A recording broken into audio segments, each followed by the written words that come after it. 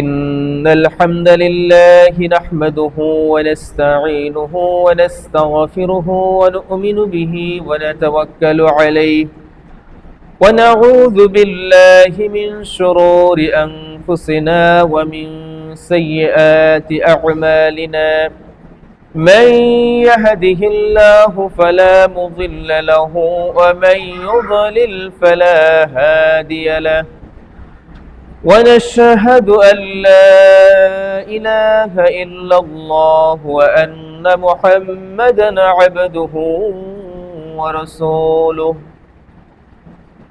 أما بعد فقد قال الله تبارك وتعالى في قرآن المجيد وفرقانه الحميد أعوذ بالله من الشيطان الرجيم بسم الله الرحمن الرحيم إن الله وملائكته يصلون على النبي يا أيها الذين آمنوا صلوا عليه وسلموا تسليما اللهم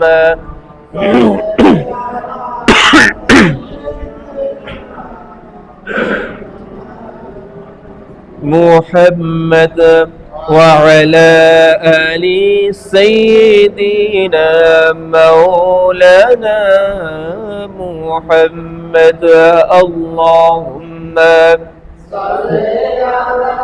سيدنا مولانا محمد وعلى آل سيدنا مولانا محمد اللهم صل على سيدنا مولانا محمد وعلى آل سيدنا مولانا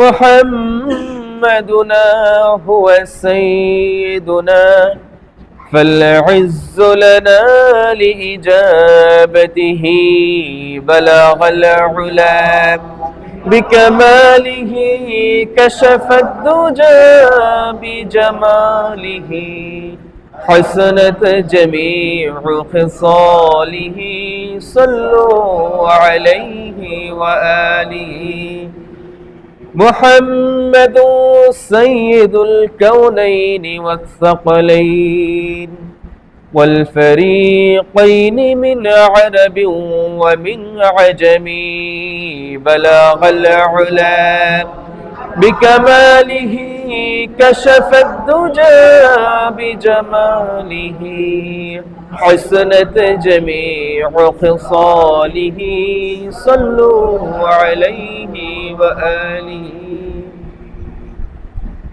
أما بعد মহান রবের মহান রাজ্জাক খালিক মালিক রহিম রহমান আল্লাহ সুবহানাহু ওয়া তাআলার জালাল শানে লক্ষ কোটি গুণ অসংখ্য গণিত কৃতজ্ঞতা শুকরিয়া জ্ঞাপন করছি, যার তৌফিকে আমরা গত জুমার বরকতময় জুমা পালন করার পরে আবার একটি নতুন জুমা দেখার, উপভোগ করার এবং এই জুমার পবিত্রতম দায়িত্ব সলাতুল জুমা আদায় করার উদ্দেশ্যে মহান আল্লাহ যে আমাদেরকে এখানে একত্রিত হওয়ার সুযোগ করে দিয়েছেন, যে আল্লাহর তৌফিকে আমরা এখানে একত্রিত হতে পারলাম, সে মহান রব্বে কারীমের শানে শুকরিয়া, কালিমাতুশ শুকরিয়া আদায় করছি, বলি আলহামদুলিল্লাহ। শুকরিয়া আদায় করছি যে আল্লাহ তাআলা আমাদেরকে সুস্থ সবল রেখেছেন, তার ইবাদত করার মতো সক্ষমতা যোগ্যতা আমাদেরকে দিয়েছেন। এই মুহূর্তে আমরা যদি কোথাও যাই দেখতে পাবো মেডিকেলের বিছানায় অসংখ্য অগণিত রোগী কাতরাচ্ছে, মেডিকেলের সিটে জায়গা না পেয়ে মেডিকেলের বারান্দায় অলিতে গলিতে বিছানা করে শুয়ে আছে, নামাজ পড়ার সৌভাগ্য তাদের হচ্ছে না, আল্লাহর কৃতজ্ঞতা শুকরিয়া আদায় করার, আল্লাহর ইবাদত করার সুযোগ তারা পাচ্ছে না, বঞ্চিত। এবং বিভিন্ন জন বিভিন্ন কর্মব্যস্ততায় জড়িত, ইচ্ছায় বা অনিচ্ছায় মাঠে ঘাটে বিভিন্ন ব্যস্ততায় অর্থনৈতিক কর্মকাণ্ডে জড়িত হয়ে ব্যস্ত আছে, নামাজে আসতে পারছে না। এনাদের মধ্য থেকেও আমরা যে আজকে এখানে আসতে পারলাম, এই সুযোগ করে দিয়েছেন কে? আল্লাহ। আল্লাহ যদি না চাইতেন আমরা এখানে আসতে, কালামে পাকে সরাসরি আল্লাহ বলেছেন গাছের একটি পাতাও ঝরে না যেটা আল্লাহ জানেন না। গাছের একটি পাতা, পৃথিবীতে হাজার লক্ষ লক্ষ কোটি কোটি গাছ আছে, এই গাছে আমার অসংখ্য মিলিয়ন ট্রিলিয়ন পরিমাণ পাতা আছে, এর মধ্য থেকেও একটি পাতাও ঝরে না আল্লাহর অনুমতি ছাড়া, আল্লাহর অজ্ঞাত সারে একটি পাতাও ঝরে না। তো সে আল্লাহ সুবহানাহু ওয়া তাআলা আমাদেরকে সুযোগ করে দিয়েছেন আজকে এখানে আসার, তার প্রশংসা করার, তার রাসূলের শানে আমরা দুরূদ পাঠ করেছি, এতগুলো বরকতপূর্ণ কাজ করার তৌফিক দান করেছেন। এই জন্য আবার তার কালিমাত শুকর আদায় করছি, বলি আলহামদুলিল্লাহ। আমরা অসংখ্য অগণিত সারা জীবন যদি সিজদায় পড়ে থাকি, আল্লাহ রাব্বুল আলামিনের যে প্রতিনিয়ত যে নিয়ামত আমরা গ্রহণ করছি, এর কৃতজ্ঞতা আদায় করে শেষ করা যাবে না। আমরা আইয়ুব আলাইহিস সালামের কথা শুনেছিলাম, কোন বর্ণনায় 3 বছর, কোন বর্ণনায় 18 বছর তিনি বিছানাগত ছিলেন, সমস্ত শরীর পচে গেছে, তারপরও তিনি আল্লাহর কৃতজ্ঞতা, আল্লাহর শুকরিয়া জ্ঞাপন করা, আল্লাহর জিকির করা ত্যাগ করেন নাই। আর এই যে তিনি শুকরিয়া আদায় করবেন, আল্লাহর কৃতজ্ঞতা প্রকাশ করবেন, আল্লাহর জিকির করবেন, এই জন্য আল্লাহ তাআলা শুরু তার কলবটাকে সুস্থ রেখেছেন, সুবহানাল্লাহ, জিহ্বাটাকে সুস্থ রেখেছেন, যে যাতে তিনি কলব দ্বারা এই জিহ্বার মাধ্যমে আল্লাহর কৃতজ্ঞতা আদায় করতে পারেন। আল্লাহ তাআলা আমাদেরকে বুঝতে হবে, আমরা যেখানে আসতে পারছি মানেই হলো আল্লাহ আমাদেরকে যাচাই বাছাই করে, পছন্দ করে, সিলেক্ট করে এখানে নিয়ে আসছেন। এজন্য আবার শুকরিয়া আদায় করি, বলি আলহামদুলিল্লাহ। তো হাজিরিন, আমরা কালামুল্লাহ, আল্লাহর কালামে কুরআনুল মাজিদে অসংখ্য আয়াতে একজন মুসলমান কেমন হবেন, একজন মুমিন কেমন হবে, তার আচার ব্যবহার, চলাফেরা, কাজ কর্ম, লেনদেন, ওঠা বসা, মুআমালাত, মুশারাকাত কেমন হবে, এই সম্পর্কে একেবারে চূড়ান্ত ভাবে পরিপূর্ণরূপে আল্লাহ তাআলা বর্ণনা করেছেন। আমরা দেখেন সংক্ষেপে বলি, তারপরও গত 6 জুমায় ভাগে ভাগে, মাঝখানে 2-1 জুমায় অন্য প্রাসঙ্গিক আলোচনা আসছে, যেমন মুহররমের আলোচনা আসছে, ঈদুল আজহা, ঈদুল ফিতর আলোচনা আসছে, রোজার আলোচনা আসছে, এই জন্য মাঝখানে আমরা গ্যাপ দিয়েছি। তারপরও আমরা 6 জুমা অর্থাৎ 6 সপ্তাহ 6 জুমা আলোচনা করেছিলাম একজন মুমিনের বৈশিষ্ট্য, চরিত্র কেমন হবে কুরআন এবং সুন্নাহর আলোকে। তো শেষ করতে পারি নাই, শেষ করাও যাবে না, তারপরও আমরা যতটুকু নির্ধারণ করেছি এতটুকু শেষ করার চেষ্টা করব। আজকে আমরা গত 6 জুমায় আলোচনা করেছিলাম মুমিনের সংজ্ঞা, মুমিন কারা হবেন। এরপরে আলোচনা করেছিলাম দ্বিতীয় বৈশিষ্ট্য ছিল একজন মুমিনের সামনে আল্লাহর কালাম তেলাওয়াত করলে, কুরআন মাজিদ তেলাওয়াত করলে তার অবস্থাটা কেমন হবে, তার হৃদয়টা প্রকম্পিত হবে, তার ঈমান প্রশস্ত হয়ে যাবে। তারপরে আল্লাহর আয়াত সমূহ তেলাওয়াত করলে সাথে সাথে একজন মুমিন এই আয়াতের অর্থ জানার পরে এটা আমল করা শুরু করে দেয়, এটা হলো মুমিনের আরেকটি বৈশিষ্ট্য। এরপরে ছিল তারা নামাজ প্রতিষ্ঠা করবে এবং দান সদকা করবে, বেশি বেশি দান সদকা করবে। নামাজ প্রতিষ্ঠা মানে কি, নিজেও পড়বে, তার অধীনস্থদের দিয়েও নামাজ আদায় করাবে। এরপরে ছিল শিরক করবে না, অন্যায়ভাবে কাউকে হত্যা করবে না, ব্যভিচারে লিপ্ত হবে না, এগুলো একজন মুমিনের বৈশিষ্ট্য। ব্যয়ের ক্ষেত্রে মধ্যম পন্থা অবলম্বন করবে। আমি আয় করেছি, সমস্ত কিছু আমি কুপথে সুপথে অপ্রয়োজনে ব্যয় করে দিলাম, এরকম করা যাবে না। একজন মুমিন মধ্যম পন্থায় ব্যয় করবে, একেবারে বেশিও না, আবার কৃপণতাও করবে না। এরপর ছিল পরস্পর, মুমিন শুধু নিজে আমল করবে না, তার আশেপাশে যারা আছে পরস্পরকে সৎ কাজে আদেশ করবে আর অসৎ কাজে নিষেধ করবে। এটা প্রত্যেক মুমিনের উপরে ফরজ, তার শক্তি সামর্থ্য অনুযায়ী। এরপরে ছিল মিথ্যা সাক্ষ্য দিবে না, একজন মুমিন কখনোই মিথ্যা সাক্ষ্য দিতে পারে না, আর অনর্থক কাজ, অনর্থক কথা ত্যাগ করবে, এগুলা করবে না। যাই হোক, এ পর্যন্ত আমরা আলোচনা করেছিলাম। আজকে 10ম গুণাবলী, একজন মুমিনের দশম গুণাবলী কেমন হবে এই সম্পর্কে আমরা জানব। সূরা হুজুরাতের 6 নম্বর আয়াতে আল্লাহ সুবহানাহু ওয়া তাআলা ইরশাদ করেছেন, আউযু বিল্লাহি মিনাশ শাইতানির রাজীম, বিসমিল্লাহির রহমানির রহিম। ইয়া আইয়ুহাল্লাযীনা আমানু ইন জাআকুম ফাসিকুম বিনাবাইন ফাতাবায়ানু আন তুসিবু কওমান বিজাহালাতিন ফাতুসবিহু আলা মা ফাআলতুম নাদিমিন। সাদাকাল্লাহুল মাওলানাল আযীম। আল্লাহ সুবহানাহু ওয়া তাআলা এই আয়াতে ইরশাদ করেছেন মুমিনদেরকে উদ্দেশ্য করে, যেহেতু আমরা মুমিনের বৈশিষ্ট্য আলোচনা করতেছি, মানুষের না, কিছু আল্লাহ তাআলার কিছু কিছু আদেশ আছে মানুষকে উদ্দেশ্য করে, সাধারণ মানুষ, এর মধ্যে কাফির, মুমিন, মুশরিক সবাই অন্তর্ভুক্ত, কিন্তু আল্লাহ তাআলার এই আদেশ হচ্ছে মুমিনদের উদ্দেশ্যে। তবে এই আয়াতের উপরে চাইলে একজন কাফির, মুশরিক আমল করতে পারে, এটার ফলাফল সে পাবে। তবে আল্লাহ তাআলা এখানে খাস করে মুমিনদেরকে বলছেন, ইয়া আইয়ুহাল্লাযীনা আমানু, হে ঈমানদারগণ, তোমরা যারা ঈমান এনেছো, মুমিন মুসলমান, ইন জাআকুম ফাসিকুন, যদি কোনো ফাসিক তোমাদের কাছে নিয়ে আসে, কি নিয়ে আসে? বিনাবাইন, কোনো সংবাদ। কোন ফাসিক যখন তোমাদের কাছে কোনো সংবাদ, কোনো তথ্য নিয়ে আসে, কোনো একটা কথা উপস্থাপন করে, ফাতাবায়ানু, এটাকে যাচাই বাছাই করো।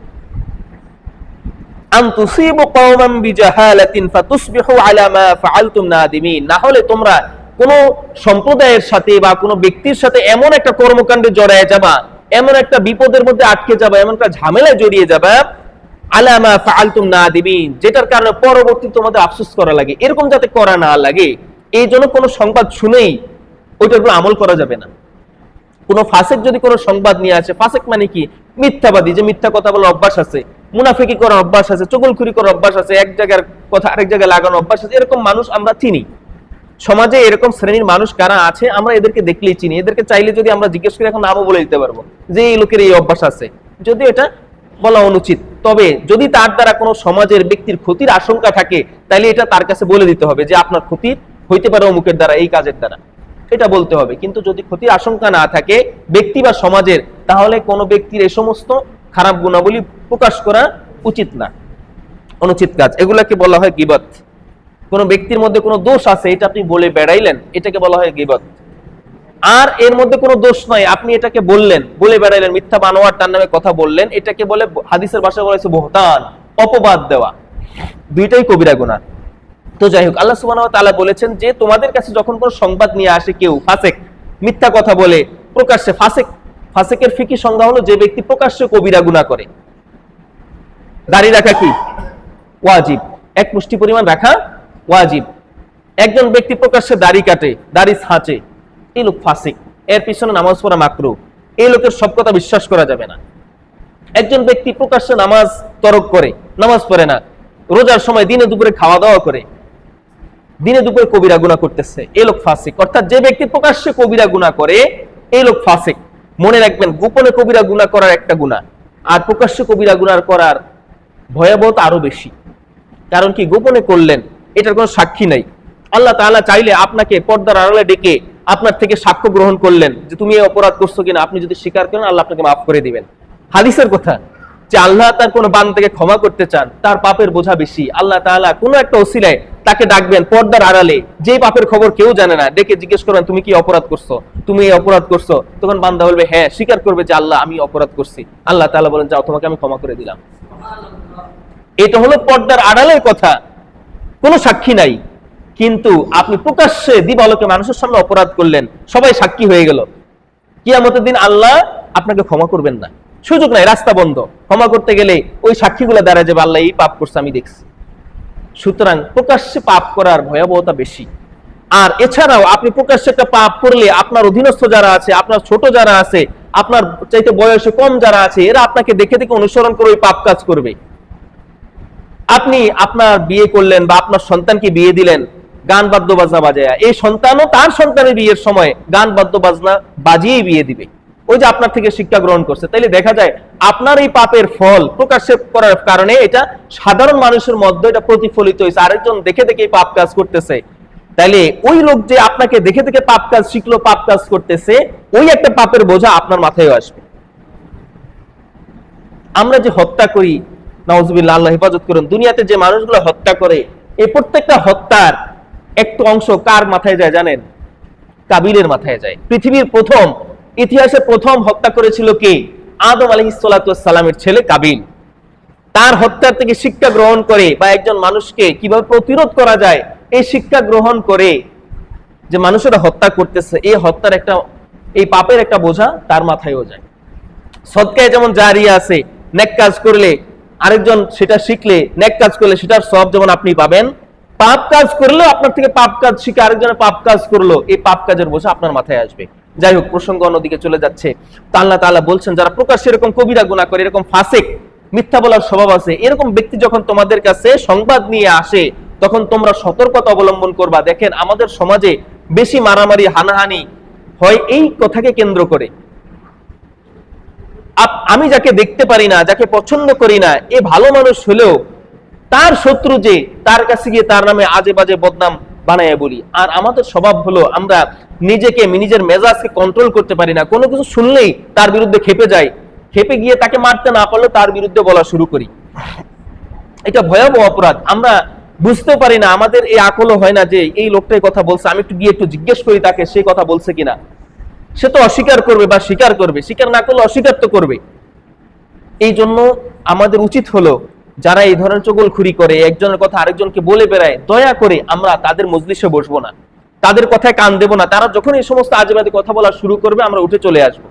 একজন ব্যক্তি পেছনে আমাকে যা ইচ্ছে তাই বললো, গালিগালাজ যাই করলো, আমি শুনলাম না, তাহলে আমার কিছু যায় আসে? তার গালিগালাজ আমার কিছু যায় আসে? রাসূলুল্লাহ সাল্লাল্লাহু আলাইহি ওয়াসাল্লামের বদনাম করছে, এমনকি মা আয়েশা সিদ্দিকা রাদিয়াল্লাহু তাআলা আনহার নামেও বদনাম করছে যে তিনি ব্যভিচার করছেন। নাউযুবিল্লাহ, আস্তাগফিরুল্লাহ। তার নামে এরকম জঘন্য অপবাদ দিয়েছে। উম্মুল মুমিনিন আয়েশা সিদ্দিকা রাদিয়াল্লাহু তাআলা আনহা, রাসূলের স্ত্রী, তার নামেও দুর্নাম করা হয়েছে। তা আমার নামে দুর্নাম করতেই পারে, তবে মনে রাখবেন, কেউ যদি, আপনি কোনো অপরাধ করেন নাই, আপনার মানে মিথ্যা গালিগালাজ যদি করে, কিয়ামতের দিন এই যে গালিগালাজ করলো এটা আপনার পক্ষে কাজ করবে। বুঝতে পারছেন? একজন ব্যক্তি আপনাকে গালিগালাজ করলো, আপনার বিরুদ্ধে আজে বাজে মন্তব্য করলো, কথাবার্তা বললো, এই কথাটা পরবর্তীকালে ওই ব্যক্তির পক্ষ থেকে তার যে নেক আমলগুলো আছে এগুলোকে কেটে কেটে এনে এটার বিনিময়ে আপনার আমলে যোগ করা হবে। কেউ আপনাকে গালিগালাজ করলো, আপনার নামে বুহতান করলো, মিথ্যা অপবাদ দিল, আপনার চগলখুরি করলো, আপনার বিরুদ্ধে গীবত শিকায়েত করলো, এই যে কাজগুলো করলো, এই কাজগুলোর বিনিময়ে তার আমলনামা থেকে নেক আমলনামাগুলো একটা একটা করে আপনার আমলনামায় যোগ করা হবে। পরকালে এটার মূল্য অনেক বেশি। যখন কারো নেক, সামান্য নেকের অভাবে জান্নাতে যাইতে পারবে না, তখন এই নেকের মূল্য অনেক বেশি হয়ে যাবে। তো সর্বশেষ যখন দেখা যাবে তার সমস্ত নেক আমল আপনার কাছে চলে আসছে, তার কোনো নেক আমল নাই, তখন আপনার যে বদ আমলগুলো আছে এগুলো একটা একটা করে তার মাথায় দিয়ে দেওয়া হবে, তার আমলনামায় দিয়ে দেওয়া হবে। অনেক বড় একটা বিষয়। এই জন্য আমরা কারো গালিগালাজ কথাবার্তা শুনেই যেন উত্তেজিত না হই। এক হাদিসে আসছে, হযরত আবু বকর রাদিয়াল্লাহু তাআলা আনহুকে এসে এক ব্যক্তি রাগারাগি করতেছিল, গালিগালাজ করতেছিল। আল্লাহ রাসূল সাল্লাল্লাহু আলাইহি ওয়াসাল্লাম সেখানে উপস্থিত ছিলেন। আবু বকর রাদিয়াল্লাহু তাআলা আনহু চুপ ছিলেন, কোনো কথা বলেন নাই। রাসূল সাল্লাল্লাহু আলাইহি ওয়াসাল্লাম মুস্কি হাসতেছেন। একজন ব্যক্তি এসে আবু বকরকে গালিগালাজ করতেছে, আর রাসূলুল্লাহ সাল্লাল্লাহু আলাইহি ওয়াসাল্লাম কি করতেছেন? মুস্কি হাসতেছেন। আবু বকর অবাক হয়ে গেছে। এরপরে আবু বকর রাদিয়াল্লাহু তাআলা আনহু যখন ওই ব্যক্তির গালিগালাজের উত্তর দেওয়া শুরু করলো, রাসূলুল্লাহ সাল্লাল্লাহু আলাইহি ওয়াসাল্লাম রাগান্বিত হয়ে ওখান থেকে উঠে গেলেন। আবু বকর অবাক হয়ে গেলেন যে ওই ব্যক্তি আমাকে গালিগালাজ করলো আর আল্লাহর রাসূল মুস্কি হাসলেন, আর আমি যখন তার উত্তর দেওয়া শুরু করলাম রাসূলুল্লাহ সাল্লাল্লাহু আলাইহি ওয়াসাল্লাম রাগান্বিত হয়ে উঠে গেলেন। ঘটনাটা কি? তিনি আল্লাহ রাসূল সাল্লাল্লাহু আলাইহি ওয়াসাল্লাম জিজ্ঞেস করলেন যে ইয়া রাসূলুল্লাহ, এটার কারণ কি? আল্লাহ রাসূল সাল্লাল্লাহু আলাইহি ওয়াসাল্লাম বললেন, দেখো আবু বকর, তুমি যখন চুপ ছিলে, ওই ব্যক্তি যখন তোমাকে গালিগালাজ করতেছিল, রাগারাগি করতেছিল, মন্দ সত্য বলছিল, তখন একজন ফেরেশতা আল্লাহর পক্ষ থেকে এসে তার উত্তরগুলো দিয়ে যাচ্ছিল। সুবহানাল্লাহ। আর যখনই তুমি বলা শুরু করলে ওই রহমতের ফেরেশতা এখান থেকে চলে গেছে। সুবহানাল্লাহ।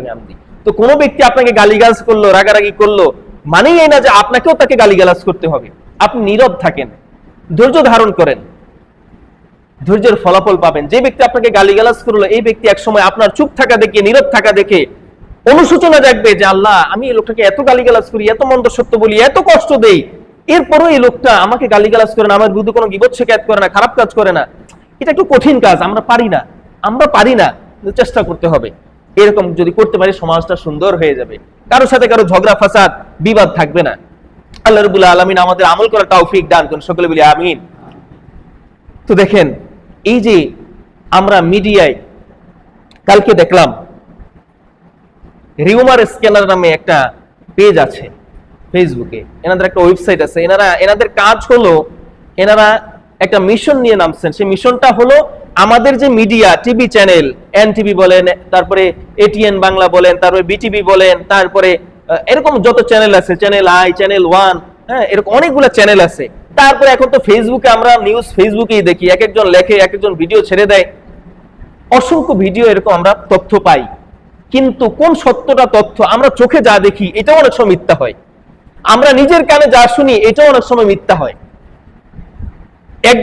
একজনকে আঘাত করছে, এরপর ওই ব্যক্তি তাকে আঘাত করলো, কিন্তু করলো কি, এই ভিডিওটাকে অর্ধেক করে প্রথম অংশটাকে কেটে দিল, দ্বিতীয় অংশটা আপনার সামনে তুলে ধরলো। আপনি দেখলেন কি, যাকে আঘাত করা হয়েছে সে এখন অপরাধী হয়ে গেছে, কারণ সে আঘাত করছে এটা আপনি দেখছেন, কিন্তু তাকে যে আগে আঘাত করা হয়েছে এই অংশটা কেটে দেওয়া হয়েছে, আপনি এই অংশটা পাইলেন না।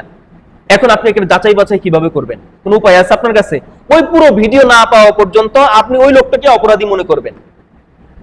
এই যে মিডিয়ার অপতথ্য দেখলাম, বিএনপির বিরুদ্ধে জামাত বা অন্যান্য দলগুলো, আবার অন্যান্য দলের বিরুদ্ধে বিএনপি সহ অন্যান্য দলগুলা এইভাবে মিথ্যার ছড়াছড়ি, প্রোপাগান্ডা বলে এটাকে, মিথ্যা প্রোপাগান্ডা করছে।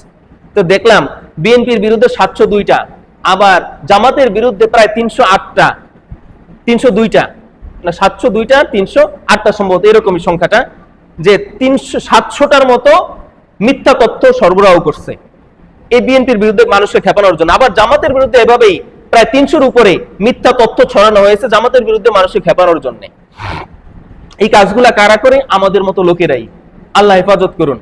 আমাদের মতো লোক যারা ফেসবুক, টুইটার, ইনস্টাগ্রাম, ইউটিউব ব্যবহার করে, এরা নিজের স্বার্থে, দলের স্বার্থে জেনে শুনেও মিথ্যাগুলা প্রচার করে।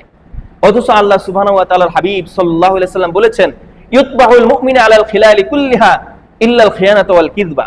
একজন মুমিন দুনিয়ার সমস্ত অপরাধ করতে পারে, জেনা করতে পারে, ব্যভিচার করে ফেলতে পারে, ভুল ত্রুটি করতে পারে, যা ইচ্ছা তাই করতে পারে, কিন্তু এটা ভুল ক্রমে শয়তানের ওয়াসওয়াসায় পড়ে, নফসে আম্মারের ওয়াসওয়াসায় পড়ে কাজগুলো তার দ্বারা হয়ে যেতে পারে।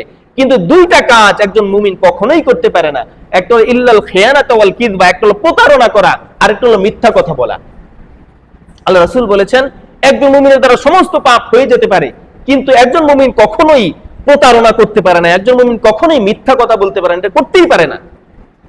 তাহলে বোঝা যায় কি, একজন মুমিন যে মিথ্যা কথা বলে সে আর মুমিন থাকে না, যে ব্যক্তি প্রতারণা করে সে ব্যক্তি মুমিন থাকে না, আর যে ব্যক্তি কবিরা গুনার মধ্যে লিপ্ত হয় তার ঈমান থাকে না।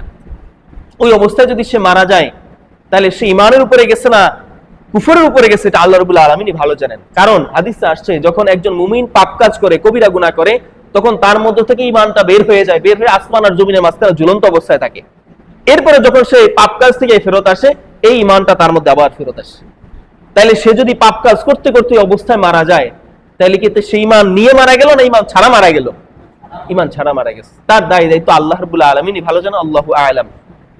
তো যাই হোক, আমরা এই যে মিথ্যা সংবাদ, কোনো কিছু দেখেই যেন উত্তেজিত না হই।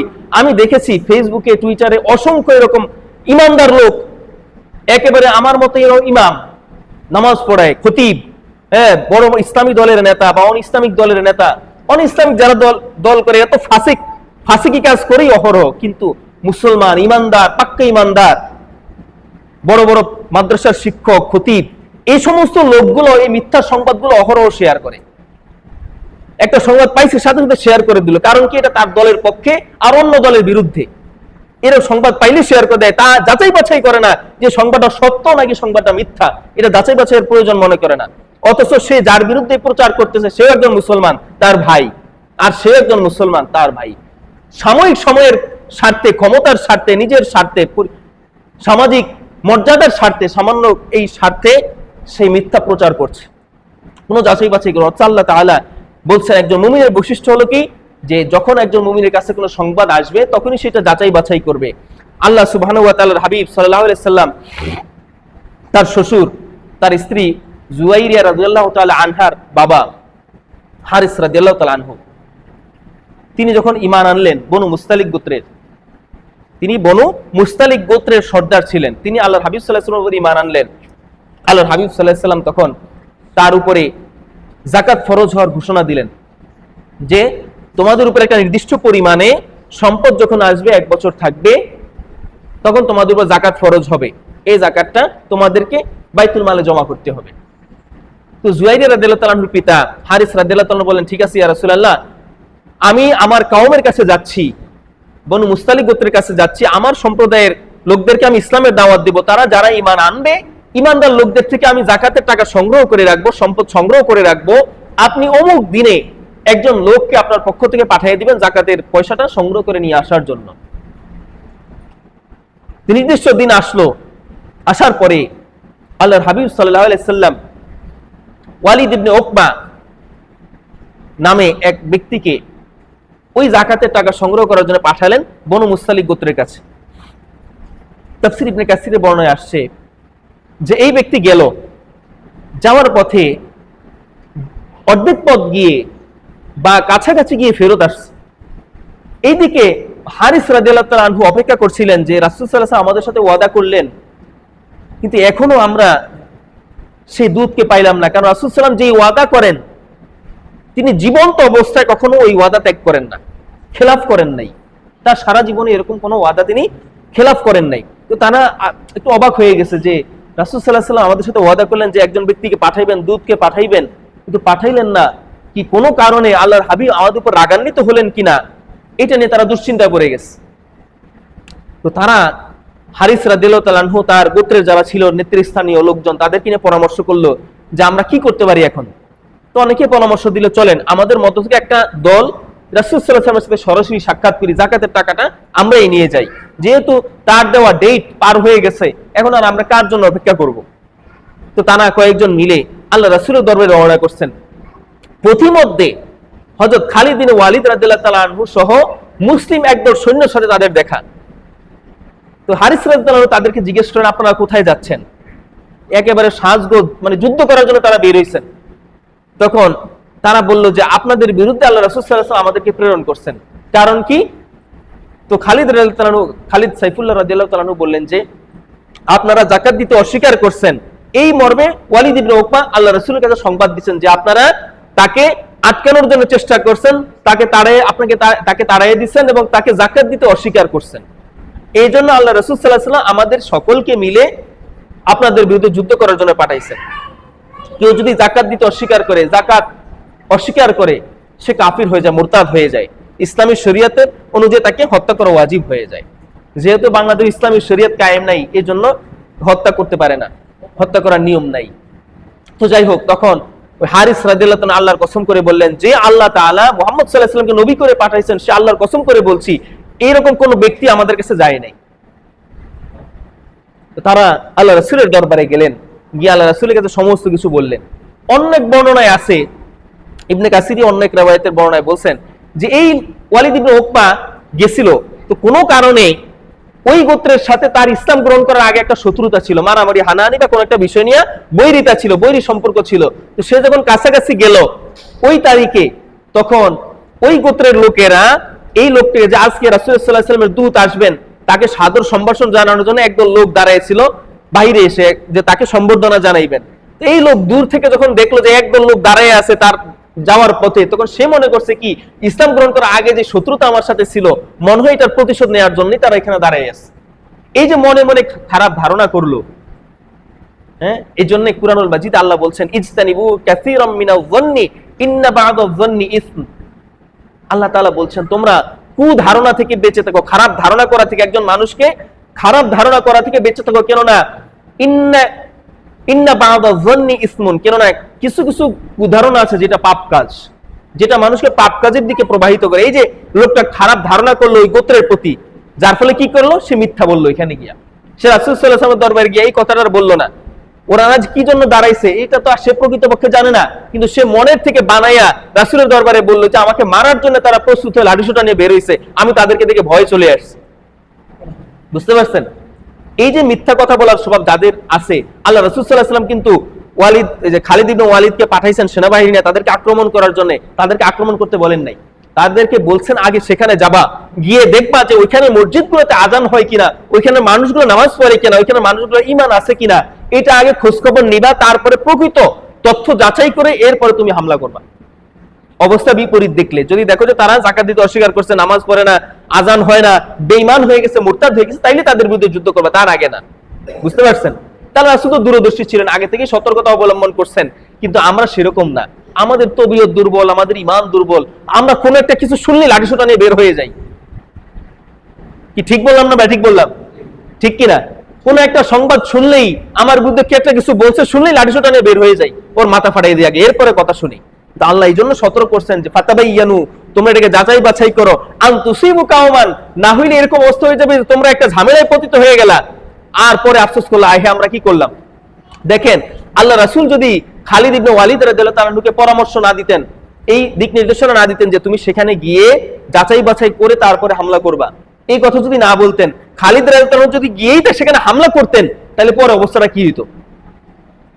পরে আল্লাহ রাসূল সাল্লাল্লাহু আলাইহি ওয়াসাল্লাম, সাহাবায়ে কেরাম সকলকে মিলে আফসোস করতে হইতো যে হায় হায়, আমরা অকারণে কতগুলো মুসলমানকে হত্যা করলাম, অকারণে কতগুলো মুসলমানের বিরুদ্ধে অস্ত্র ধারণ করলাম। আফসোস করা লাগতো না? তা আমাদের সমাজে এরকম হয়, কোন একটা কথা শুনলেই হামলা করে বসি, মামলা দিয়ে বসি, এরপরে দেখি যে আয় হায় এটা তো সত্য না, লোকটাকে শুধু শুধু মামলায় জড়াইলাম, শুধু শুধু লোকটাকে খাটাইলাম, শুধু শুধু লোকটাকে হয়রানি করলাম। যদিও এটা আমরা প্রকাশ করি না, আমরা দুর্বল হয়ে যাব মানুষের সামনে, এই জন্য প্রকাশ করি না, নিজের দুর্বলতা প্রকাশ করি না, কিন্তু মনে মনে আফসোস জাগে যে আয় আমি কি কাজ করলাম। এই জন্য আগেই সতর্কতা অবলম্বন করতে হবে। ভাবিয়া করিও কাজ, করিয়া ভাবিও না। শুনছি, আমরা এই কথাটা শুনছি, ভাবিয়া করিও কাজ, করার পরে ভাবিও না। আগে ভেবে নিতে হবে কাজটা করা ঠিক হবে কিনা, আর করে ফেললে এরপরে ভেবে আর কোনো কাজ নাই, কোনো লাভ নাই। আল্লাহ তাআলা আমাদেরকে কুধারণা করা থেকে, খারাপ ধারণা করা থেকে আল্লাহ তাআলা আমাদেরকে বেঁচে থাকার তৌফিক দান করুন, সকলে বলি আমিন। আর কোন সংবাদ শুনেই যেন সেটা গ্রহণ করে না বসি, যাচাই বাছাই করে যেন সত্য সংবাদ গ্রহণ করতে পারি। আল্লাহ তাআলা আমাদের সকলকে সেই তৌফিক, সেই সবর, সেই ধৈর্য দান করুন, সকলে বলি আমিন। ওয়া মা আসআলুকুম আলাইহি মিন আজরিন ইন আজরিয়া ইল্লা আলা রাব্বিল আলামিন।